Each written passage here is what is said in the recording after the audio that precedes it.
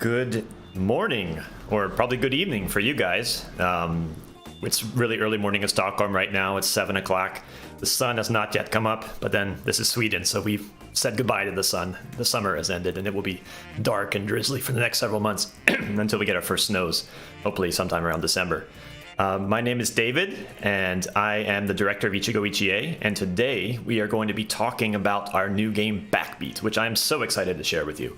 We've been working really hard on this title for the past several years, and we're getting to the point where we're at a beta level now, and it's just polish happening right now. And I'm so stoked to have this game come out and to share the whole retail version with you.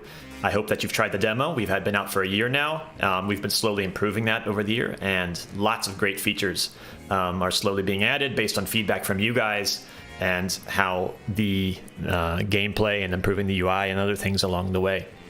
So today, what we're going to do is we're going to have this kind of summary stream. And if you've been looking at our Steam page or visiting us online, you see that we have a really robust schedule. There's lots of individual streams happening this week. What we're doing is we're talking about the art style, we're talking about the gameplay mechanics, we're talking about the dynamic music. These three things are very unique to the title, and we have prepared content for you explaining them in depth.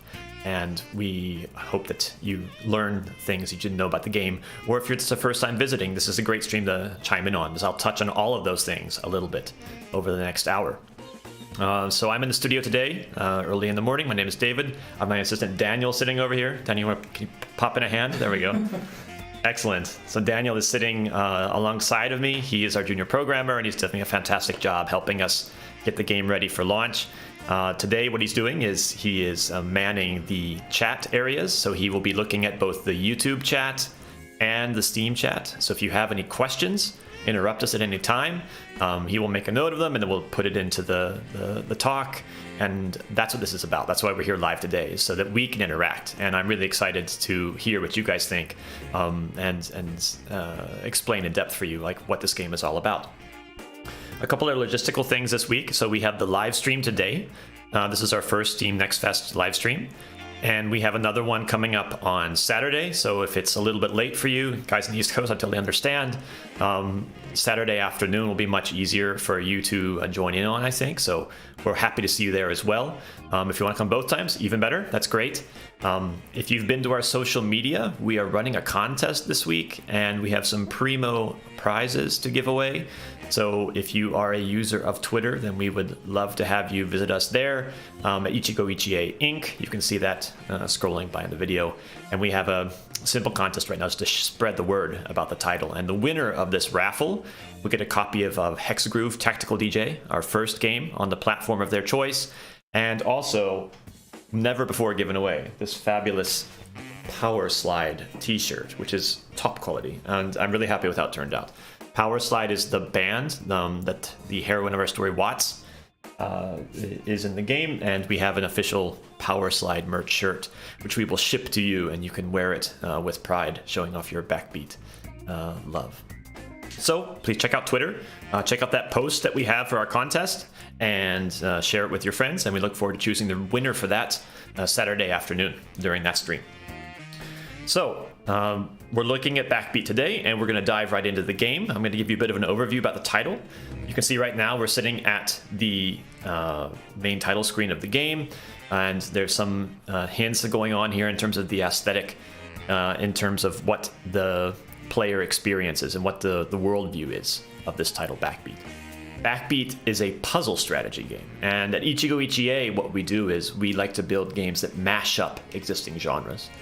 And all of these mashups that we make are built on musical theory.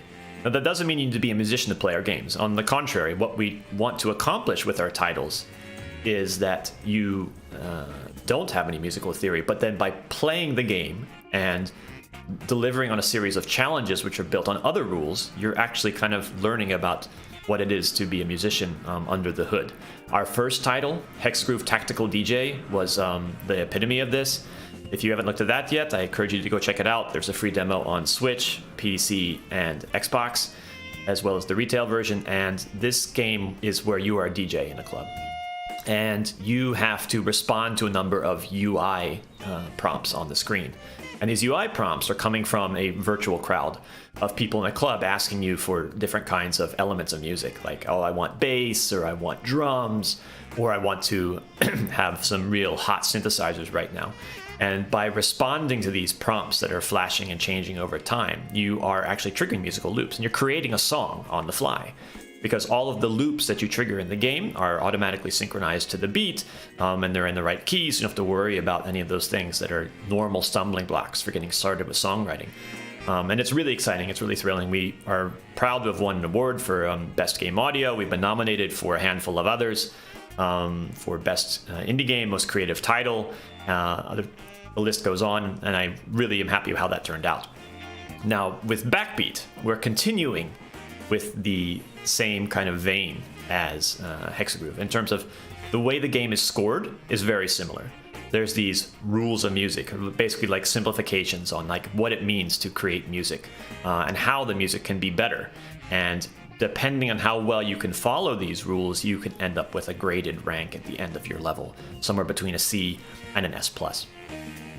In Hexagroove, the rules of music making are about flow and timing and a good amount of energy that you're adding to the music, and also some roles for effects and rhythm tapping and things like that.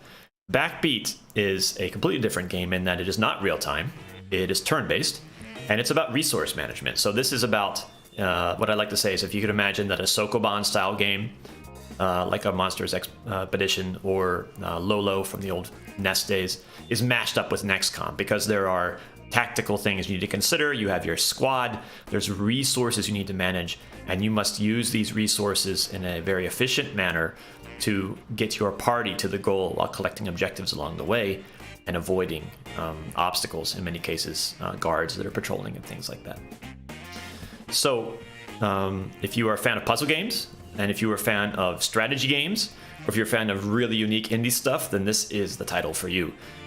With Hexagroove, what we did was we built a game very stripped down, and it was minimal, it was low poly, we didn't use any textures, but there were lots of things that we wanted to accomplish with that title that we just didn't get a chance to with Hexagroove.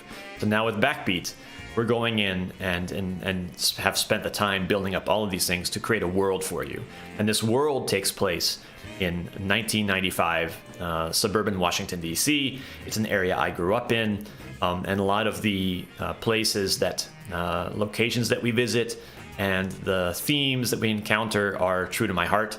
There were things that I felt when I was growing up, when I was a teenager in the States, and we are paying homage to that 1990s kind of like ensemble musical film where everyone is working together. You have different characters.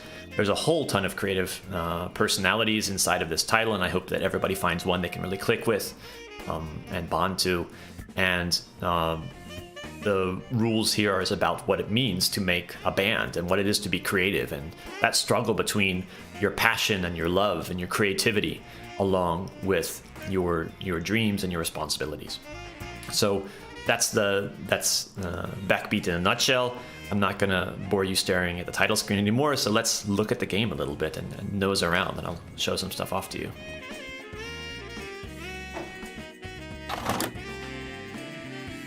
All right, so here we are. We're at the main menu. And by the way, if you have any trouble hearing me, if the music is too loud from the game, or if my voice is clashing or something like that, just let us know. Throw a message into one of the chats, and Daniel will relay it to me. We can make adjustments for that. But for now, I'm going to leave the levels as is. So this is the main menu of Backbeat, and here you see already the kind of aesthetic that we're going for here. For me, the 90s is about analog. This is the last bastion of analog era, before the internet really took off, before we had cell phones, before we were living virtual lives. When you went to a music event, you got a flyer, and that flyer was probably one of those Ditto machine type carbon copy things that is run off with one color on top of another colored paper. And that kind of gritty, kind of rezzed out look is what we're going for here. You can see that the main menu looks like a party flyer. Powerslyde is going to play at this club called DC10 for their event DC10 Fridays.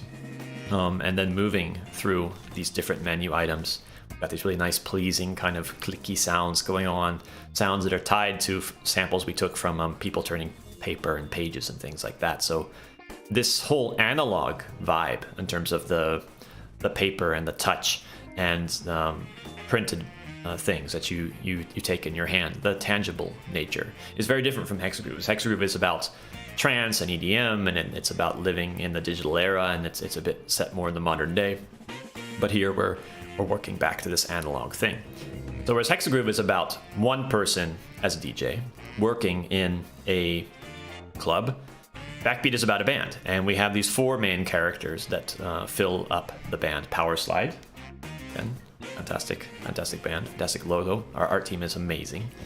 And these 4 characters are playing different roles in terms of the music they play, but also in terms of their personality and how they work into the story. You see here in the center, we have Watts, who is the leader of the band.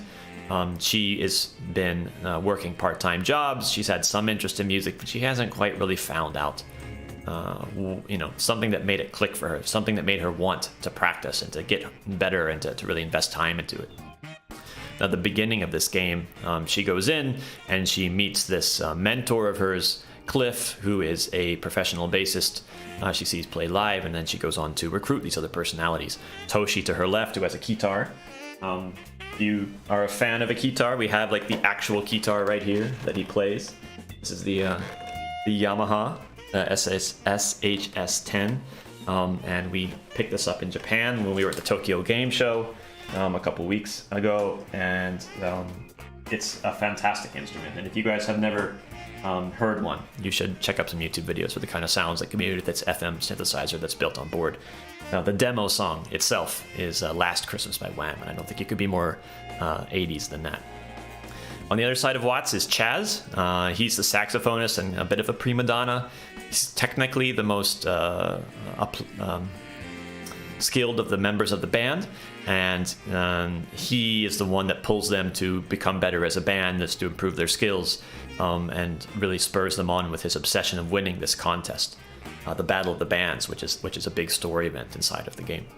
And behind them we have Josh, who was your stereotypical football player in high school, who's a friend of Watts, and he works at a video store, Hollywood Movies, and he is their drummer. So this is the 4 main characters, and they make a really great set. So let's go into the game and look at how some of the things are here. All right, so all of my stuff is locked right now, so I am going to step back for a second here, and I am going to unlock all the levels, so just give me 1 sec. And go.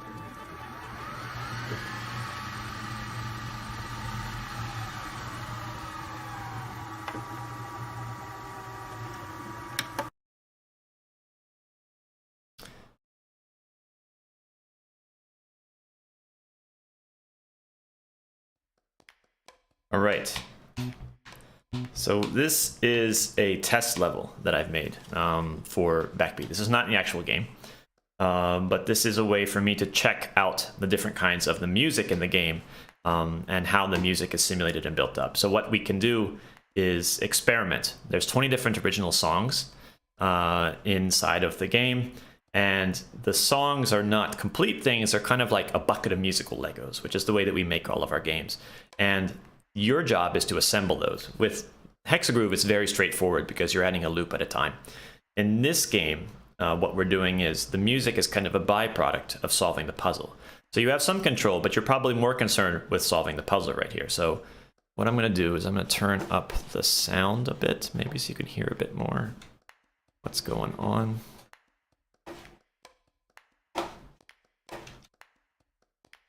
Can't seem to get the mouse over there for some reason.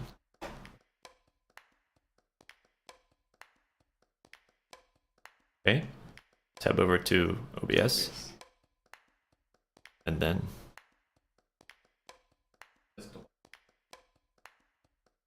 yeah, but I can't get the mouse cursor over there right now. One sec, folks. Oh, there we go. It was like stuck to the window or something. All right, so we're gonna pull the game music level up a bit more now. The three button, 3 dots.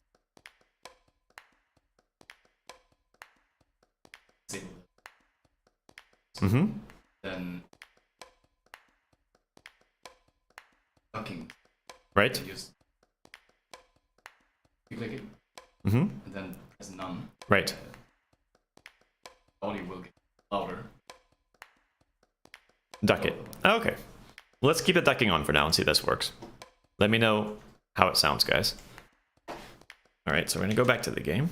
I'm gonna turn up my volume here a second bit more.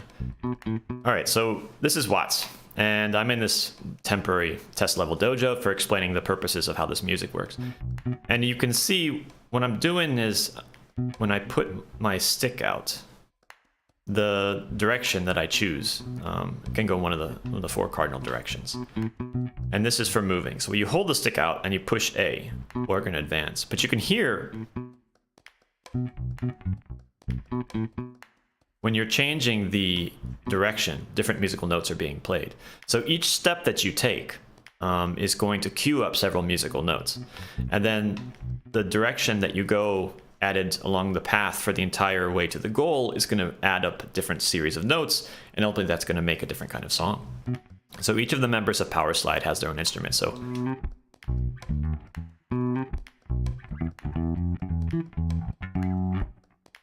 you can hear as I'm moving, Watts is going to move up and play some notes.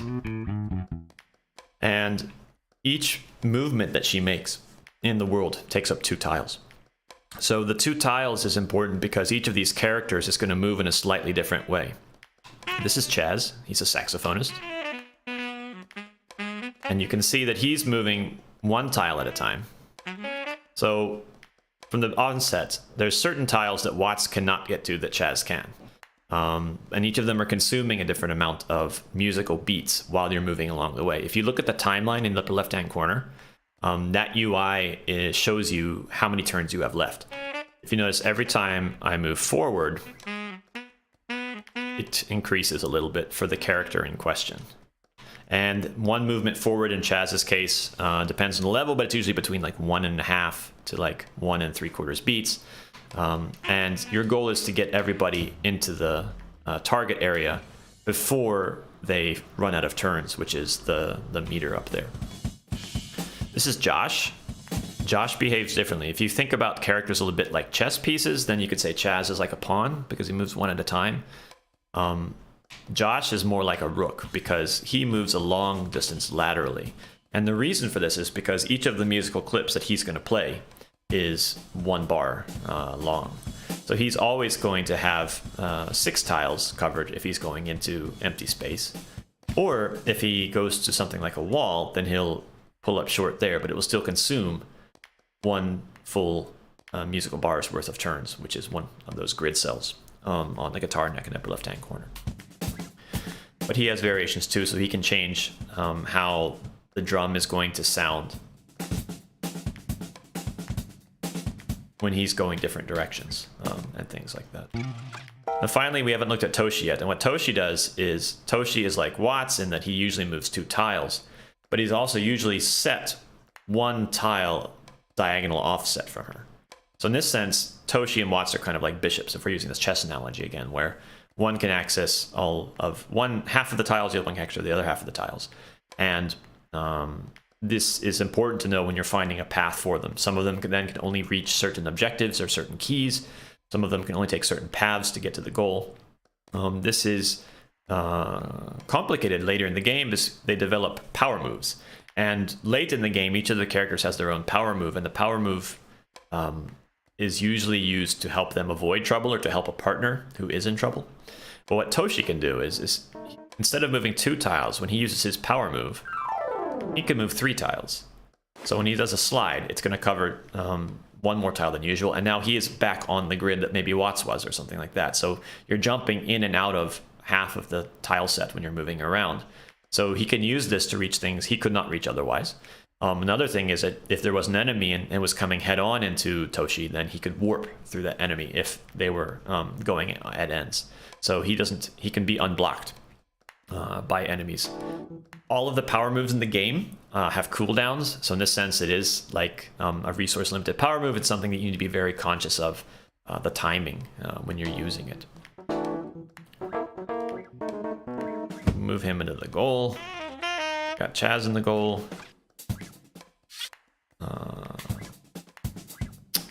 While we're talking about music, let's talk about one more thing here. We're going to rewind, Josh. And one thing to notice about rewinding here is that the time has rewound for everybody. And that's something very important too that you need to wrap your head around when you get deeper into this game. At the beginning, it's very simple, but over time, it becomes more complicated because each of the characters has their own timeline. And you can move forward and advance the timeline. And you can also rewind as many turns as you want. There is no game over, so you're looking for an optimal solution. And you're never like in a completely stuck state where you can't modify what you're working on. But what you do in one timeline can affect others. And this is where things can start to get really hairy, deeper into the game. So as an analogy, I can explain if one of the characters, if Josh was going to open a door, and he opened a door that needed to be opened so that Toshi could get through it. He could open that door, and then that door will be open for a limited number of turns. It'll be open for 4 turns, and during those 4 turns, Toshi needs to come through. So he needs to be at the right place at the right time. So Josh opens the door, Toshi comes through. But then if I undid the turn where I had that door opened, Toshi could no longer have gone through it because that creates a temporal paradox. So then Toshi is kicked back to the point in time before that paradox occurred. This is a contrived example, but it actually becomes very important later when you have doors and guards and keys and objectives and things like that, and even the power moves, because Chaz has a power move that can like send guards flying off of their normal patrol path, and if you collide with a guard, then you cannot proceed. So normally I could have walked around the guard and been completely fine in that timeline with Toshi, but then if Chaz came in and blew that guard into Toshi's path, and that would create another temporal paradox, and that would be something that you would need to account for and rectify to be able to move forward. So you need to be very cognizant of the effects of doing one thing or the other in terms of going forward and back, because it breaks time, and we're simulating time constantly with every move for all of the characters and the objectives and the guards in the game. So finally, while we're in this level talking about the music, what I'll do is I'll touch on solos. Not talking about grading, but talking about what you can do. So when you are in a point in time and you're near an objective or a key, you have this thing here, and it is got the chevrons on the floor, and you see the little hand icon showing up. And what that means is I can interact with this. So I push A button right now without touching the left stick, then he's going to interact with that key. For the purposes of this level, it doesn't do anything because there's no doors and there's no objectives. But you can see that in the timeline, he has these 4 bars worth of turns of squiggled lines, which is a solo. And now when we do the playback, we're going to see him doing a drum solo at that particular point. And that becomes important because from a musical standpoint, when you solo is very important. If you're soloing on top of somebody else, then that makes the music kind of crap. And it just becomes this cacophony of chaos. So the timing of your solos and how the 4 timelines work together, if there's multiple objectives, you need to put these into a certain kind of lockstep so that they can all work harmoniously together. So let's move him into the goal. Excuse me, into the goal. And Watts. Okay, now everybody's in the goal. So when you have all the characters in the goal before you've run out of turns, and you've picked up all of the required objectives, which are introduced later in the retail version of the game, you can finish the level, and then you get this finish prompt that comes up. And it's going to play a song. Now, for the purposes of music, this is going to sound kind of odd because I've just thrown everybody through this open level. But you can hear how all the individual notes from those individual turns have come together and are put back together to make this song. So let's listen to this now.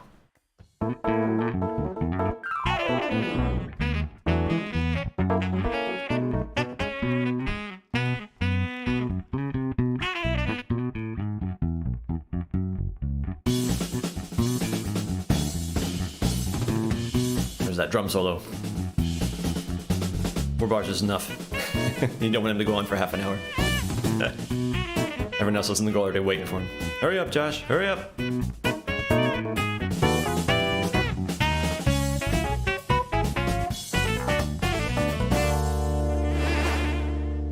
All right.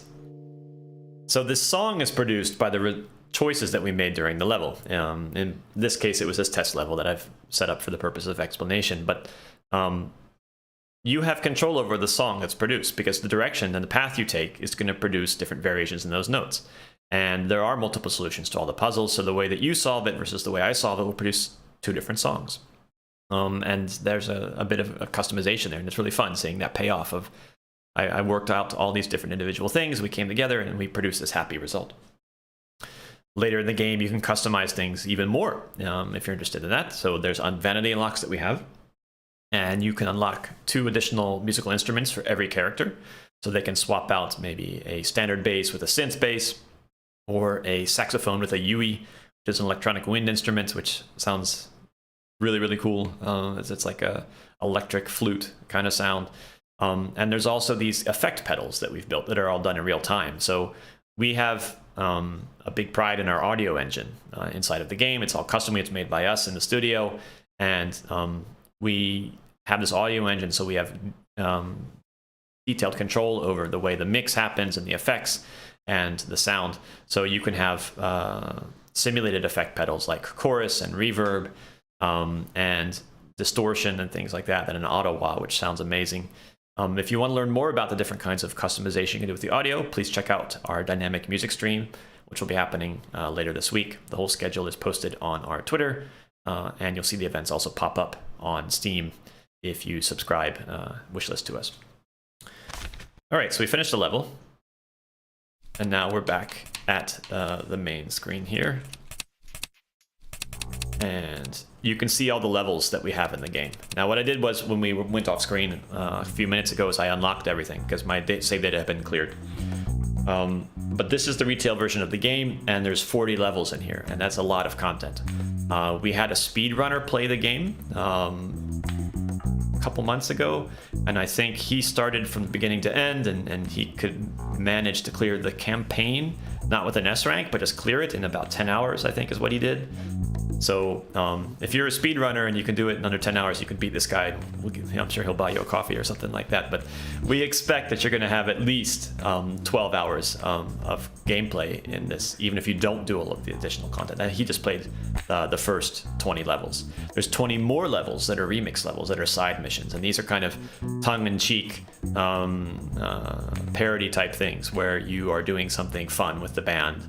Maybe you're working to stop the rivals from getting you canceled for a gig, or you're winning a prize from a claw game for your little brother, and things like that. And these are lighthearted side missions that work on reinforcing the mechanics so you can practice with them more before you move on to the next story levels. And the progression of which unlocks you get and which band titles and all of the vanity items I talked about before are tied to how many fans you gather along the way. So there are 40 levels overall. I'm not going to scroll all the way through this list because then I'll spoil the names of some of the levels that are deeper into the game. But what you have right here is remix levels. Those are the ones that are the -2s. And you have the main story levels, which are -1s. And in the demo, which is available now, you can play, I think it's about 7 levels. And it's not a linear version of these. We've actually cut out some stuff. We've gotten a lot of feedback from you guys in terms of, I want to see more of the deeper mechanics, or I want to see more of the advanced things in the game. So we did our best to pick out some of those. We can't give you stuff too deep into the game because it requires that build up and that progression. In our first game, Hexagroove, we did unlock some things like tricks, but for the purposes of scoring, we had all of the scoring functionality available from level 1, except for one of the 6 rules. And that was a bit overwhelming for some people. So what we wanted to do with Backbeat was we wanted to gradually introduce these mechanics so that everything you're doing builds and prepares you for the next level. So you're still learning new game mechanics in Backbeat when you are 80% through the campaign level. I think it's like level 17 or something like that when you're coming upon your 3rd and 4th musical resources that you're incorporating. And it's really hard to give you a snapshot of all of the really cool deep things inside of that game just in the demo. So I hope you try out the demo, and then I hope you check out our game mechanics stream. We did a test run of that yesterday. There'll be another one going on, which will be tomorrow morning for you guys, I guess, playing again. So please join us on that. And then what I will do is I will show you some special levels which are just built around, showing off some of the examples of the deeper mechanics that happen very far into the game. So what we did is we looked at that dojo a second ago, and it was not very styled for our purposes. It was just for testing. So what we're going to do now is we're going to pick a level and go inside and look at it. Let's see, which level should we pick?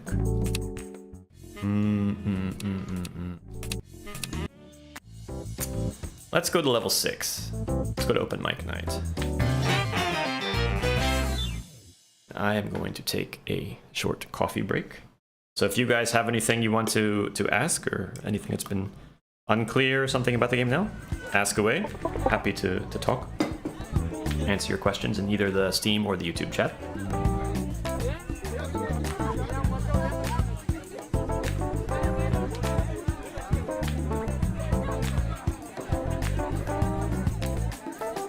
Those of you that are joining us halfway through, thank you very much. We're glad to see you here, and we appreciate you joining us at such a late hour if you guys are in the States.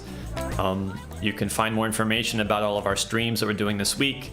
There's a contest that we're running right now on Twitter, where you could win this fabulous physical Powerslyde shirt. The Backbeat logo is on the back. And also a copy of our first game, the award-winning RTS DJ simulator, Hexagroove Tactical DJ. So check out our Twitter channel and our Instagram, and please subscribe and follow along with us by wishlisting the game. Get more information. All right, so let's talk about this level right now. So immediately we see some of the things that are very important to the aesthetic of Backbeat and about what's going on right here. We're inside of the bar Callahan's, which is a dive bar in the town of Hornsburg, where the story takes place. This is the first live gig that Powerslyde is going to be playing. Up until this point, they've just been rehearsing in Watts's family garage. And we're seeing already that there's some trouble in here. So coming into this, to give you a little bit of backstory, Josh has assured everyone that playing a gig at this dive bar would be great because there's not much of a crowd and it's so small and there's never more than like 8 people, which was barely at the limit of what Toshi, who is our keyboardist, could tolerate. And now we see that there's a lot more people than what Josh promised, and Toshi is feeling a bit nervous about this. So the story takes place at the beginning and the end of every level, and it takes place in this kind of dialogue panel style with expressions, and we've got some chatter sounds going on too. Each of the members of Powerslyde has their own musical instrument, which we sampled and then used for their chatter sounds. So whether it's like the sounds of valves clicking on a saxophone, or like synth drums being beat or something like that. And then again, we see that paper aesthetic we were talking about before. You can see here that we have like a notebook style behind the picture. There's this watercolor kind of wash that's on top of the character portraits. And in our world of Backbeat, building on that kind of analog vibe, everything that's organic has this watercolor kind of aesthetic to it. So both in the dialogue portraits, also inside of the world, the characters themselves have like a watercolor brush put on top of their cel-shaded look. If you're outside and there's trees or grass, things like that, you'll also have the same kind of materials applied there. Things that are man-made are done with halftone. It's like metal and plaster and things like that. And cloth often has diagonal lines on it. This game is built as a homage to 1990s video games. So like you think of like 32-bit era console, like PlayStation, also the arcade games they had at the time, like a Soul Edge or a Tekken or something like that. So it's a low poly style, both for the characters and for the environments. But we wanted to add high resolution textures to give it this kind of unique pop and look there. So it's a quasi-retro kind of theme, and it's built on that kind of story-driven game from that era. So we're gonna go down here and we're gonna see that Josh is going to talk to Toshi. Oh, turns out that, yeah, Thirsty Thursday, those dollar beers are gonna get everybody in here. All right, so Toshi and Josh are talking about this, and I will let you watch the rest of the story yourself when you play the demo. This level is in the demo, and you can check it out then. We're just going to skip the dialogue right now and take a look around. So by looking around here, we see that we are in Callahan's, the dive bar, and there are definitely more than 8 to 20 people in here, and there's a stage up front. You can see the walls have that halftone pattern on them. I was talking a bit about that earlier. So the halftone pattern is used on walls and on cars and things like that. There's these characters that we call ghosts standing around in the scene, and they're called that because they don't have any life to them. You can't interact with them. They're just kind of obstacles to fill out the space. It's kind of dim and dank in here, you can see, like you'd imagine a dive bar with a open mic night would be. Cliff, who is the mentor to the Powerslyde band, is standing there at the bar, and he's ordering himself a hamburger, if I'm not mistaken. And this is one of the first levels where the game starts to step off the path of a regular Sokoban. You can see there's a meter in the lower right-hand corner, and this meter is one of the 4 musical resources that we have. Backbeat. And this musical resource is something that you need to use effectively over the course of the game to both not only clear the level, but to get those higher ranks if you want that C and the S. And these musical resources are all tied to how and when you do things. Because, as we looked at that in the last level, when you're moving through the scene, the music is being generated with every step. You take one turn forward, moving a step forward, you have a couple musical notes.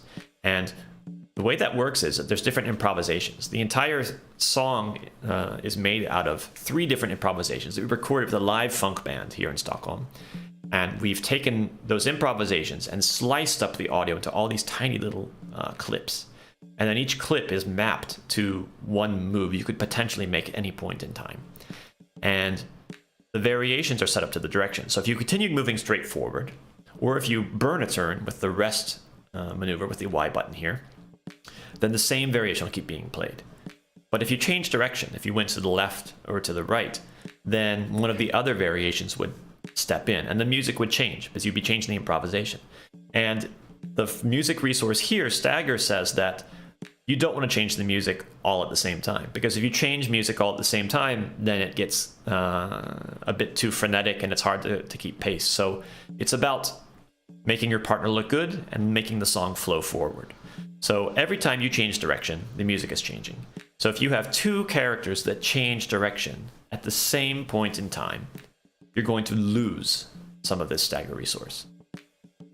On the contrary, if you can offset those changes in direction, so 2 characters change at different points in time, then you're going to increase that stagger resource. If the stagger resource ever becomes 0, then you can't proceed anymore, and the puzzle is basically at a failure state, and you need to undo some turns and correct it to make better use of your stagger resource. And if you can clear this level with a maximum amount of stagger, then you're going to get the S+ rank. So we can see in the timeline there's some new information here. There's these triangles being shown up there, and these triangles show when I have changed direction at different points in time. If you look at the 3D map, you can see that Toshi, the green character, has made this snaking kind of S pattern with lots of chicanes in it. And now I have no stagger at all. If you look at the meter, when I'm previewing a move, it will let me know what's going to happen. I'm going to go down to 0 here. So that's a failure state. I can't move forward anymore because I don't have any stagger. The timeline now is highlighting overlapping turns.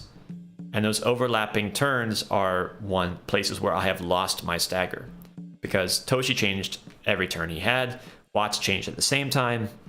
So what we're going to do is we're going to undo some of that now. So we're going to go over to Toshi, and we're going to undo his movements. And now we're going to look at the timeline, and we are going to offset some of these things. So if we go and Watts is turning right at this point in time. So I'm going to hit the Y button now. I'm going to burn a turn. And now Josh has turned at this point, so that's not good here. So I'm going to wait another turn, burn another turn. And now, at this point in time, nobody else has changed direction at the same time. You can also see that the stagger resources become very large. And that's not just because Toshi has helped out. It's because Watts and Josh have those 2 different turns they've done happen at different points in the timeline. So the stagger resource is not for one character, it's for all of them together. It's a collective pool, because the resulting song is what's important. And this reinforces the thing we want to have in Backbeat, which is this game is all about making your partner look good. And to make your partner look good in music, you don't want to step on their toes. You want to support them. When they're doing something, you want to back them up with a comp. When they're changing something, you want to wait your turn to change and then go with the flow and have it move on. So that collaboration is very important. And that also reinforces one of the things in the story of this game, the theme that collaboration is paramount. And we are so much more powerful when we can accomplish all of these things together, working as a team. So what I'm going to do is now I have plenty of time, and you can see my stagger resource is going to go all the way up, and it's so full that it's going to turn yellow, which means that that's maxed. That's a nifty little UI improvement that Daniel just threw in a couple weeks ago. Very good job, Daniel. Made the game much easier for me to get S's. Before that, I was just flapping around. I had no idea if I was going to get an A or an S, but now I can tell. So I'm going to move Toshi up, and at this point, no one else has had any more advanced turns, so whatever he does is not going to affect the meter, because there's nothing to compare it against. So I'm just going to take him all the way up here and put him behind his keyboard. And now with Josh, I am going to start out, and at this point in time, I can start by going to the right. But you can see here, oh, no, that's not going to work because the stagger's going down. But I have enough, so I could change direction right now. But if I want to maximize it, maybe I want to wait one more. Now, later in the game, you're going to have to make some trade-offs. You're going to have to break some of these rules, because otherwise, there wouldn't be enough turns to solve the puzzle. Or otherwise, you wouldn't be able to help someone out by opening a door at the right point in time or something like that. So trade-offs about when to follow the rules and when to break them is another tenet of our games that we work in. In Hexagroove, it was the same thing.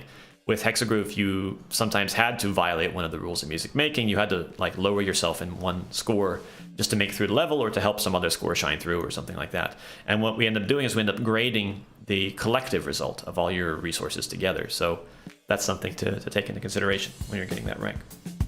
I'm gonna move him up here and through here, and I'm totally spooling this level for you right now. So if you wanted to figure out this level for yourself, maybe just want to like close your eyes for the next 5 minutes. But there's tons of other content in the demo, so don't worry. This is not the only content level in there if you want to solve the puzzle yourself. Okay, Josh is in. My stagger's full, so far so good. Now I'm going to go to Watts, and I want to go this way, but there's lots of turns happening. You can see those triangles lined up there in the timeline, so I'm going to burn 2 turns with her. Look for an opening. Oh, Josh turned there. I'm going to burn a turn, go up. Okay, here's a good opening for another turn. Yep. All right. So now you can see, by looking at the timeline, every one of my turns has happened at some other point in time. None of the triangles overlapping, and that's why I have this maximum stagger meter filled out right here. And let's listen to this song, which is a real level with a real song, and see how it worked out by choosing this path.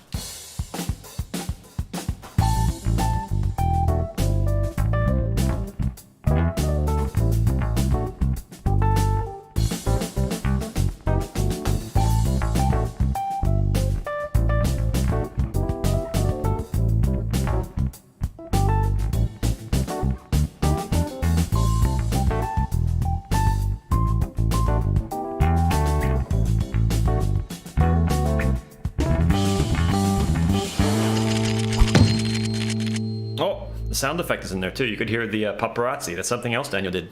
I forgot that was added. He just did it a week or two ago. Fantastic. Last week. All right, timely. All right. We need to make an update to the demo then so people can enjoy the added sound effects. So when you get an S plus in some of the levels, particularly the ones that take place inside of clubs, there's extra little sauce that happens, fireworks and things like that. And these VFX that are triggering are also going to be tied to sound effects like you heard here. There was paparazzi going off, and you had some camera clicks while everyone was jumping up. And we got this fantastic S plus rank. So this was a quick peek into one of the demo levels. And even though I did this solution and got an S plus, there are tons of other solutions. And there's other ways to make other songs and also get an S plus in this. So that's up to you guys to find out. So I challenge you to find how many ways you can beat this level and still get an S plus. I was at, like I said, I was at Tokyo a couple weeks ago, and it was so amazing watching other people play these levels and come at it in ways that I had never imagined. Like, I didn't even know you could beat it that way. Like, how'd you find that opening or something like that? It was really, really cool to see the different kind of music and different kind of solutions that people had for the levels. The levels are all handmade. We have a level editor that we built in Unity that our level design team and our art team uses to set dress and to fill these out. But there are multiple solutions to each of the levels. So we're getting close towards the end of the hour. So what we're going to do now is let's look at something that's not in the demo that's styled, just so you guys can get a quick peek at that. So let's see. How about we go to the shopping mall?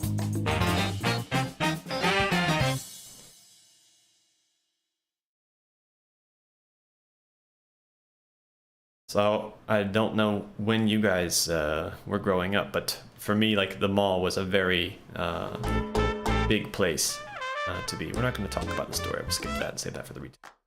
But the mall was a really cool place, and the mall was something that that's where you went to hang out. And the mall was full of Orange Julius's, where you could get like smoothies, and they had like Aladdin's Castle and Fun Factory, Timeout, these kind of arcades. Physical music stores, you had like a Sam Goody and a Lancelot and those chains where you would go and buy vinyl, or I guess in the 90s you could start buying CDs and things like that. And just the incredible kind of like the way, like, let's combine our idealized environment with something incredibly man-made and commercial. Like where did we get the idea to put giant palm trees inside of like a man-made concrete box? I mean, it's kind of funny, but that's what you had, right? You had lots of palm trees and these giant ferns and things like that. Where I grew up in Washington, suburban Washington, D.C., they had the Lake Forest Mall, which was a place that my brother and I went to a lot after trips to the dentist as like a reward for having our teeth cleaned with our mom. And they had like these fountains over there and these kind of carpeted places around them where kids could play and mess around, and you can throw pennies in and that kind of thing. Looking at this right now, it looks like the lighting is kind of broken, so I'm gonna have to check out what's going on with that. But the mall is about adding these pastels and these earth tones on top of things that happened inside of the mall. And it's like the 90s to me is the color it's not about like really neons and stuff like that. The 80s, you know, in your mind you're imagining like neon pink and blue and things like that. But I think the 90s were a bit more mature, a bit more adult, at least they were for me. And that's the kind of vibe that we wanted to have in here. So you've got all different kinds of little stores. You've got Bolt Cola machines over here, shoe store, and lots of ghosts milling around, and then the food court area. But this is level 11-1B, and yeah, I'm not going to spoil the story. I'm not going to spoil the puzzle for you either. But suffice it to say that those keys and doors that we were talking about before come into play here. You'll also notice that there's the second musical resource is available now. If you look at the meter in the lower hand corner, there's two different things here, and they're going to be at odds with one another. So just to demonstrate these in this area, if I go to Chaz, for example, and I'm going to change direction. And if you look at the timeline right now, I don't have the dot lined up with one of the lines in the bar. Those in the timeline, those vertical lines are musical bars, and you want to do stuff then. That's the best time to do stuff because you're changing on a bar, which is a natural place for the music to flow. So if I change direction here, that second musical resource is going to go down because I'm changing outside of the middle of a bar. If I wait until the bar, then it's going to go up, and that's the second musical resource, and that's called a line. So you want to make these changes in direction, and you also want to interact with the environment, keys and doors, as much as possible on bar increments. Now the flip side is that, well, if everybody wants to make these changes on the bar lines, then that's a lot less time to offset them and get stagger, right? Exactly. So now you have two rules that are kind of like converses of each other, and you need to find some way to balance them. So you're gonna have to take a hit sometimes to make the other ones go up, and that's part of the puzzle now. Like, okay, what's the optimal throttling of turning off the bar versus on the bar to get both of these resources maximized so I can get the S rank? If you look at Toshi over here, again, he's going to change direction. That's on the bar. You can see here that would take our line all the way up and it would become yellow. to be maxed out. But at the same time, the stagger would go down because Chaz has already turned at this point in time. Okay, so what are we gonna do? Maybe we wait another one, but then now my stagger would go up, but my line would go down. So then if I wait for another bar, then okay, then I can get both of them to go up. But there's only so many places in time where you can actually do that, unfortunately. And you're gonna run out of turns really fast if this is the way you try to play the game, where you only make every other character change in every other bar. So you're gonna have to find a balance between them so they all end up in the right place. Another thing about Josh is, because remember I told you he always moves a bar at a time. So he's only gonna make direction changes on the bar. So he's always gonna help your line. But the downside is then he's always gonna nerf, or I was gonna say damage your stagger, because if you have someone else changing at the same time. So that's something else you need to work out. So he can bring your stagger up. Or excuse me, he can bring your align up very easily, because that's just what he does with his moves, because he's always changing on the bar. But he can bring your stagger down really fast if you're trying to have everybody else, so that's part of the strategy for solving it. Alright, so those are the two musical metrics we're going to cover today, stagger and align. There's two more musical metrics, solo and assist, and they have to do with the timing of when you interact with the environment, when you make those solos. And if you want to learn more about them, please check out our gameplay mechanics stream, which will be happening 2 more times, I think, over the week, starting with tomorrow for you guys. Check our schedule, and then we will take a deep dive where we'll talk about just the mechanics, and then also the power moves, which we've barely touched upon here. But every character has their own power move that you unlock more in the game, and Watts can do like a Vanguard type thing where she can cover very large distance in a limited amount of wall clock time. Josh can break through walls and cause a Hulk smash, so other people could have a new pathway to move through. And like I said, Chaz can deflect bad guys off of paths and things like that. We touched a bit about the music in the game and how the music is dynamic and that it's always changing based on the changes that you make when you choose to do a solo and interact with the environment. And then also the vanity unlocks on top of that come later if you want to add effect pedals and also instrument swaps.